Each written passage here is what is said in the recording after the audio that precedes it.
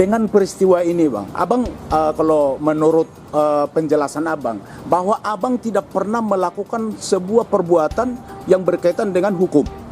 Tidak pernah narkoba pun enggak, melakukan kekerasan juga enggak. Tetapi abang sebagai korban oleh ulah oknum-oknum ini. Harapan abang kepada institusi Polri apa bang?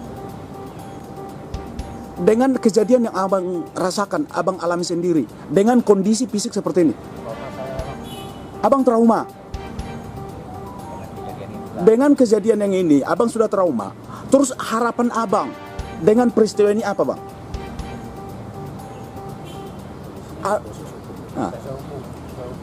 Proses hukum, proses kepolisian. Oknum-oknum ini maunya abang diproses secara hukum, diberlakukan sesuai dengan sanksi.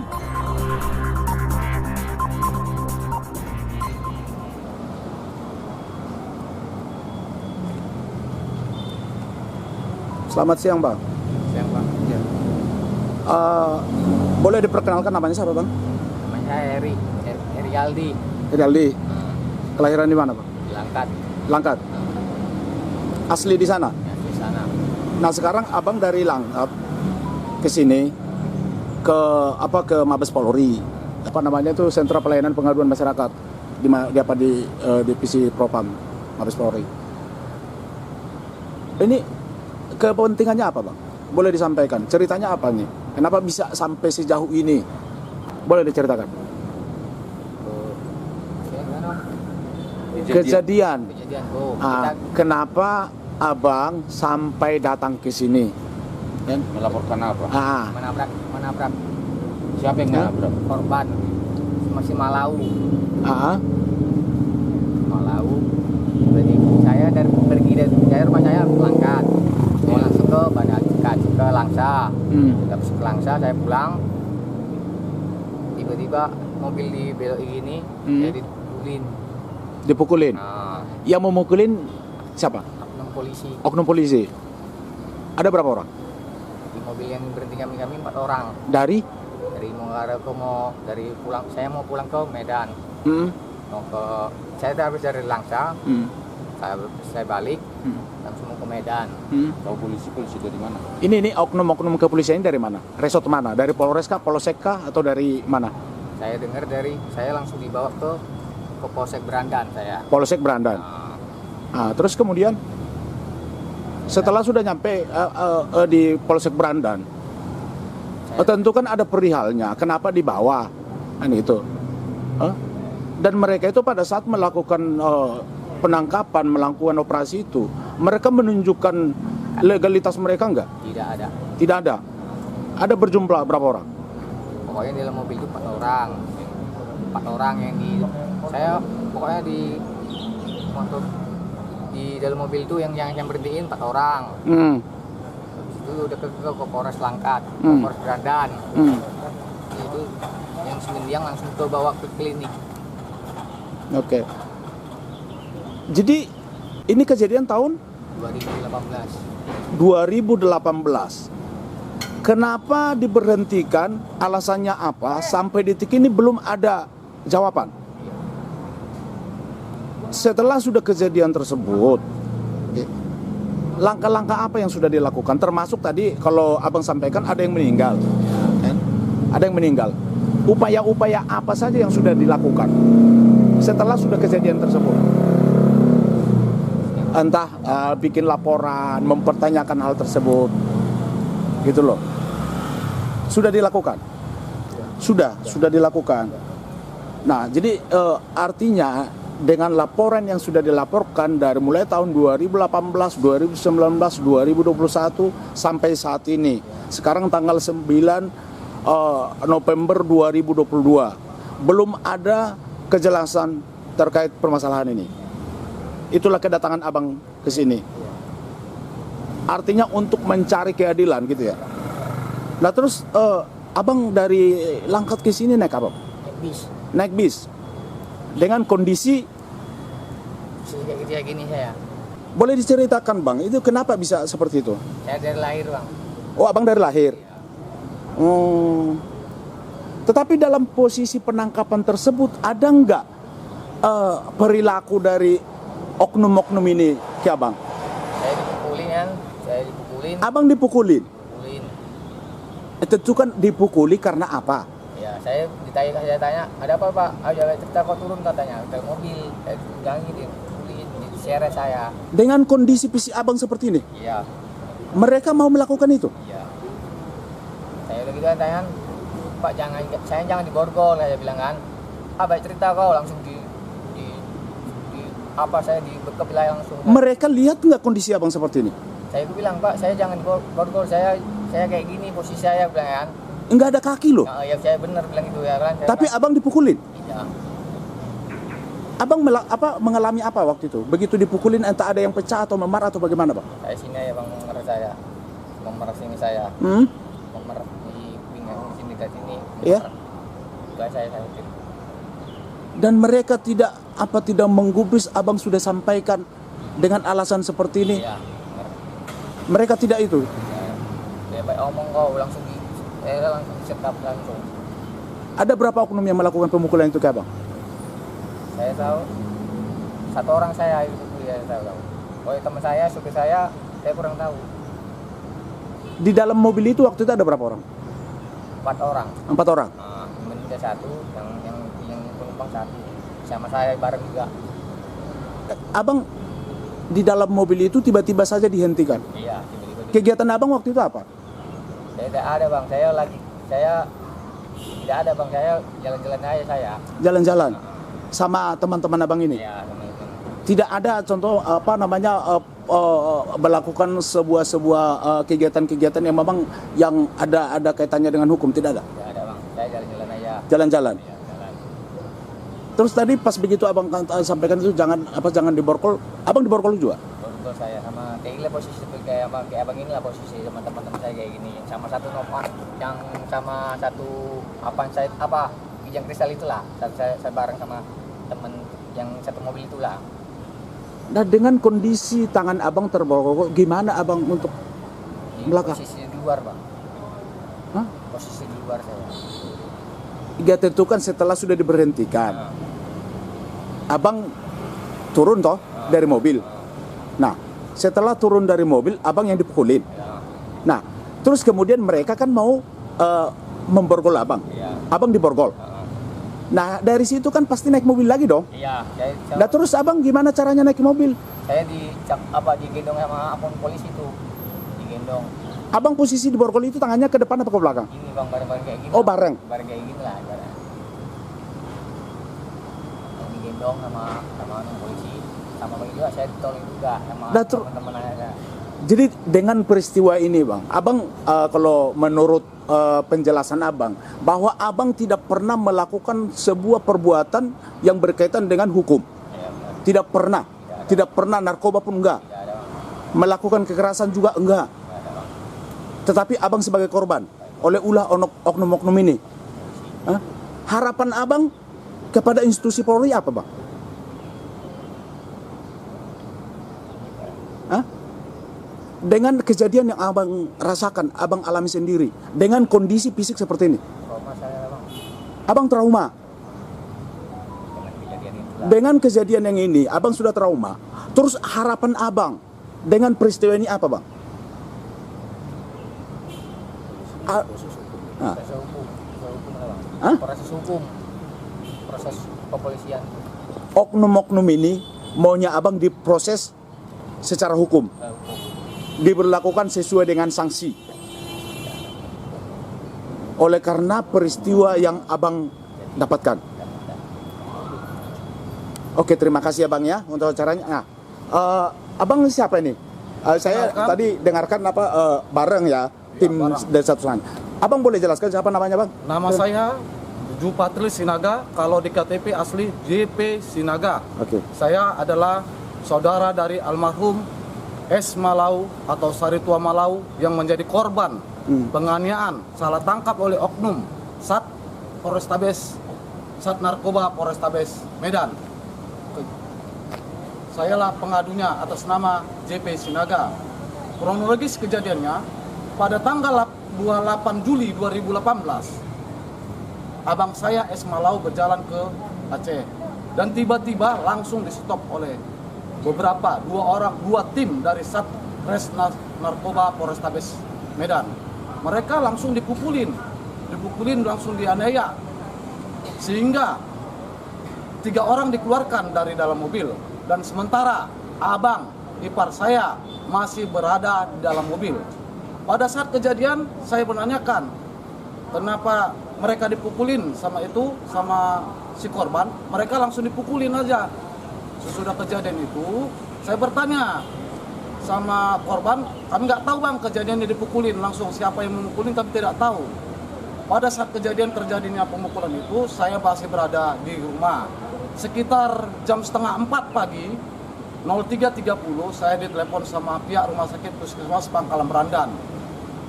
Saya langsung menjawab, ya betul, dengan kami keluarga dari saudara Malau. Pada saat kejadian saya langsung bertanya, ada apa bu? Tolong datang segera ke Puskesmas Pangkalan Berandan. Ada apa bu? Ada kecelakaan. Pada saat itulah saya langsung bersama istri langsung berangkat ke Puskesmas Pangkalan Berandan. Dan di sana langsung saya tibanya di sana sekitar jam 5, jam 5.30, setengah 6, saya melihat keadaan mobil saya, keadaan rengsek, mobil abang saya rengsek, dan satu mobil juga, mobil Innova, berada sebelah kanan jalan. Dan pada saat itu saya bertanya pada langsung sama Kanit Lantas Pangkalan Berandan, saya bertanya bagaimana kejadian ini Pak? Kejadian ini sudah ditangani langsung sama Polres Langkat. Oke Pak, kalau begitu saya ingin bertanya Pak, karena saya ingin melihat kejadian ini, langsung melihat almarhum, saya langsung berangkat ke Puskesmas, dan Puskesmas mengatakan bahwasannya abang saya sudah didatangkan dalam keadaan telah mati.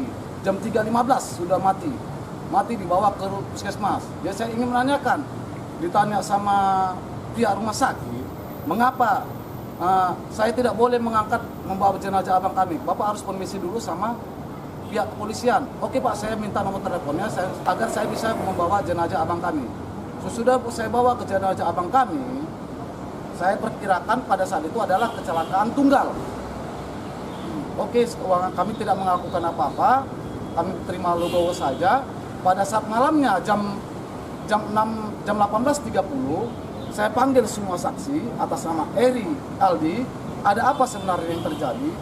Diketerangkan sama saksi bahwasannya mereka pada saat itu jam setengah 12, 23.30 mereka di stop oleh oknum polisi. Pada saat itu mereka di stop, langsung dipukulin. Saya tanya, kenapa abang kami masih berada di dalam mobil? Saya sudah mengatakan sama oknum polisi, masih ada kawan kami dalam. Oknum polisi mengatakan tidak ada. Oh itu permasalahannya. Jadi saya bertanya, berarti ini bukan kecelakaan tunggal. Ini adalah salah tangkap yang menyebabkan abang kami mati. Dan pada saat itu sesudah pada tanggal 8 kejadian, tanggal 9, tanggal 10 Juli saya langsung berangkat ke Polres Langkat. Dan pada saat itu berjumpa Pak Ot operasional. Pak, saya dari keluarga dari kecelakaan yang ada salah tangkap yang ada di Polres Langkat di Pangkalan Berandan.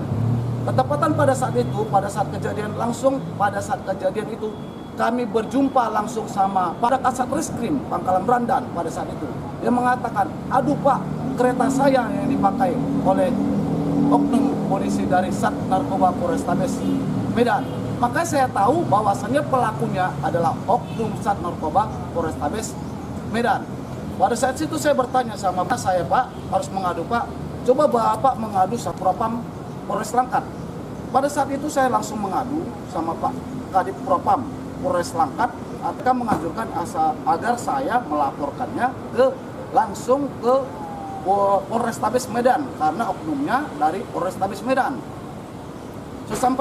Sampai itu karena acara adat untuk almarhum abang ipar saya harus dilakukan.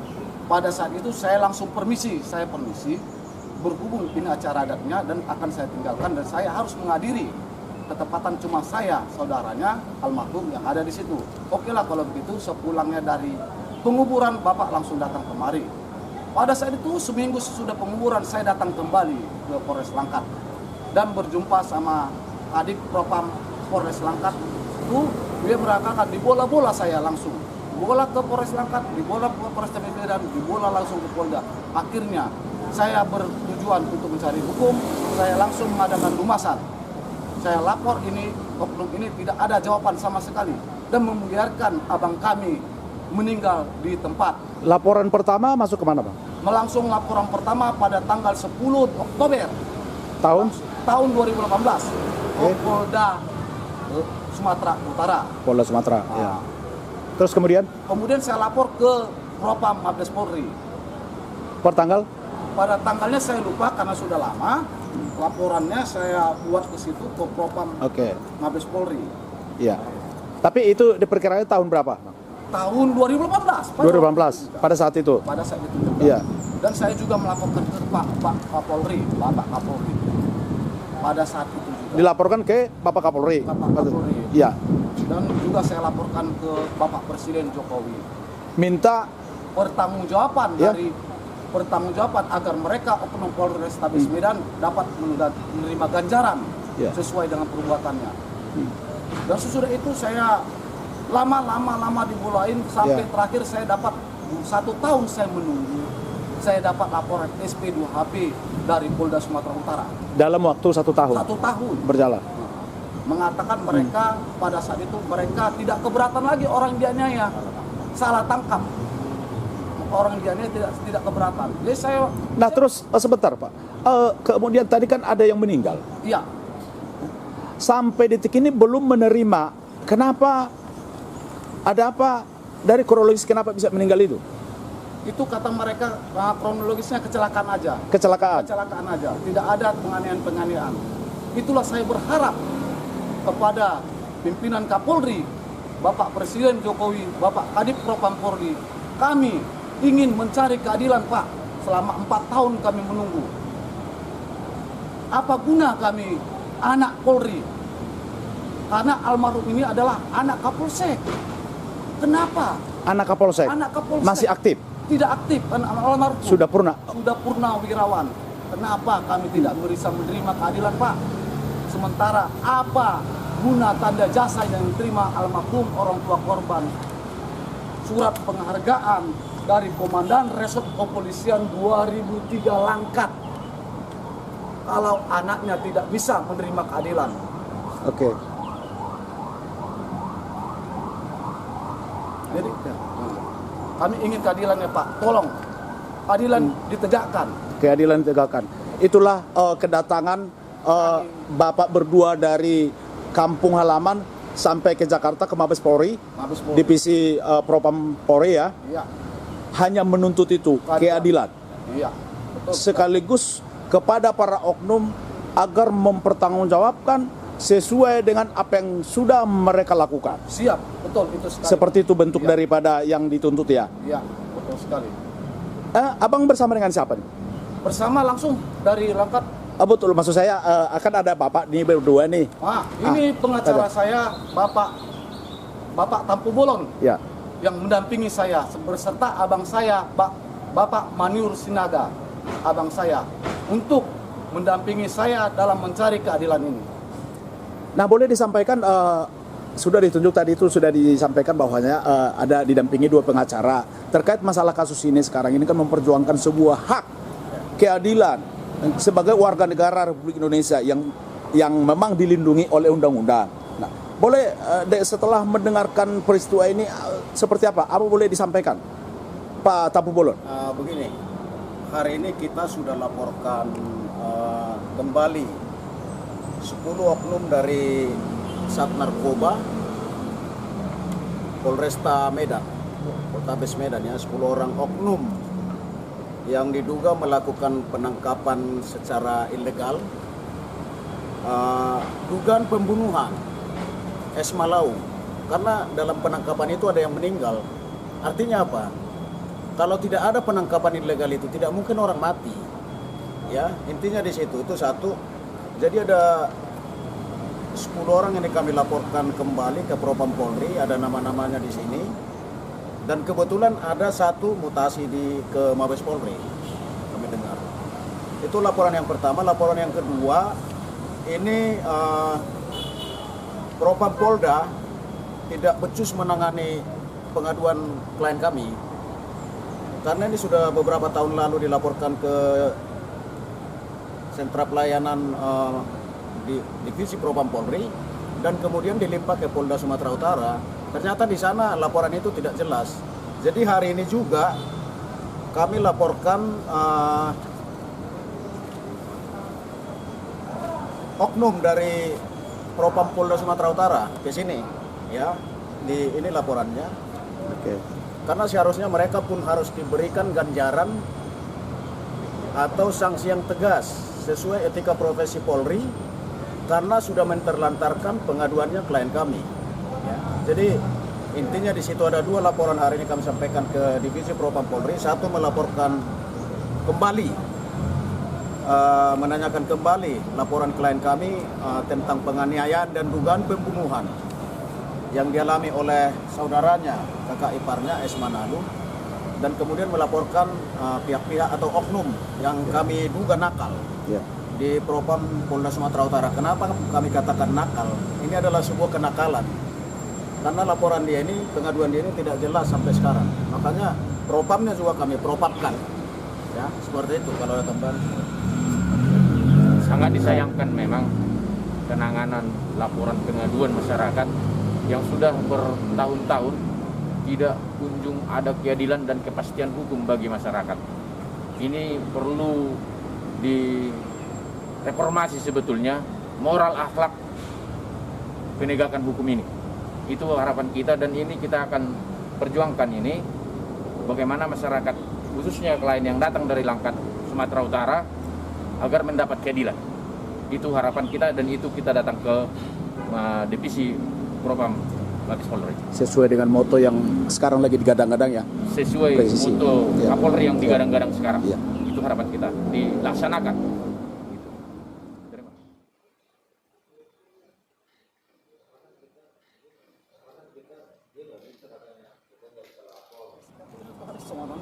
terus.